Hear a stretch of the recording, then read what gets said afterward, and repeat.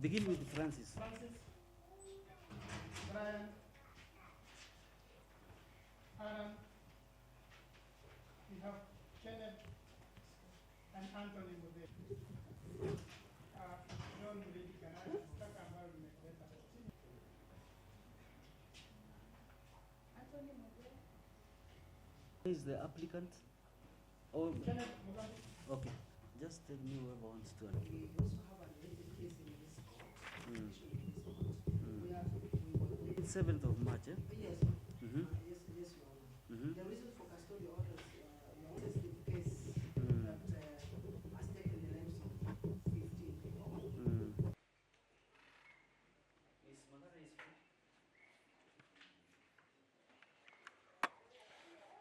So the applicant will briefly advise them why they are in court. When remanded at night, Respondents? Yes? Yes.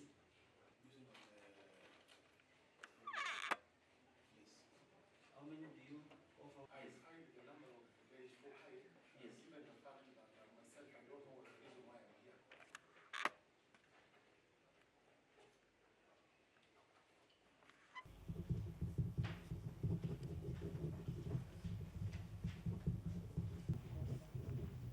Kwa hivyo anakubali kesi yake ama? So we are affected that we can mention the same on the same dates. Here. You can stand somewhere here. I think that's fit, is it?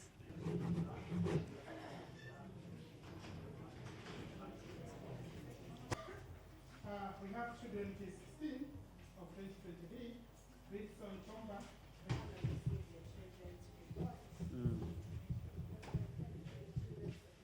Both sides, that is the prosecution and the response, signed. The prosecution is seeking 15 days custodial orders to probe the respondents of a recent infamous deaths of several residents at Kangai area following consumption of Brew, allegedly from the Kiamashiri police exhibit store. I have had responses by the first, second, third, and fifth respondents who basically have no objection, save reduction of the proposed duration of 15 days. They have consented to 7 days, while the fifth respondent is okay to be detained until the 7th of March. The fourth respondent, on his part, felt that he was not a worker at Kiamashiri police station at the material time. So to begin with, this is a matter I take judicial notice that it has attracted a lot of public outcry following deaths at Kangai area on allegations of consumption of that illicit or rather contaminated brew. Secondly, this court has been a hub of activities of arraignment of suspects over the same matter. Now the prosecution through DCI have alleged the Brew could have come from the police exhibit store at Kiamashiri police station. Furthermore, majority of the respondents who are police officers have consented to the application but have requested for reduction of the detention period. So as such, the application is as merits. It's a matter of public interest. The allegation is heavy. A lot needs to be done to crack on whatever transpired to lead to the deaths at Kangai.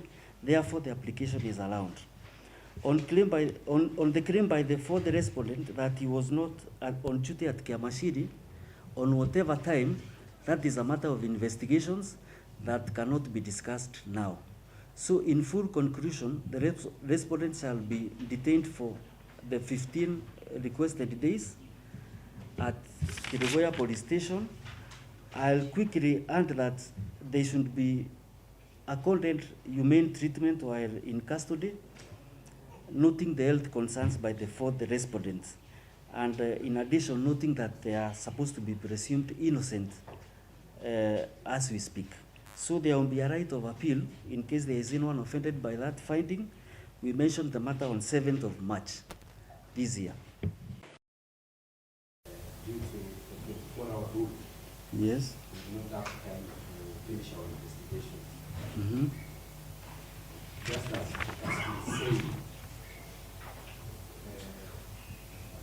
investigating a case of store breaking. Mm. Breaking into a locked room where exhibits were stolen, and the exhibits are suspected to have caused the death of the victim. Mhm. If the suspects are released, Your Honor, they might interfere with the investigation. Mhm.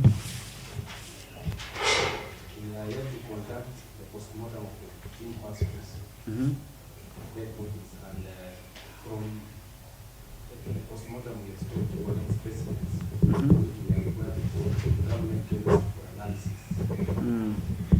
That one also will require time. Mhm. Your Honor, we are here to arrest other suspects. Mhm. And the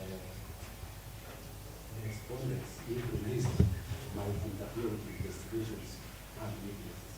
Mhm. Mhm. That is all. That is all.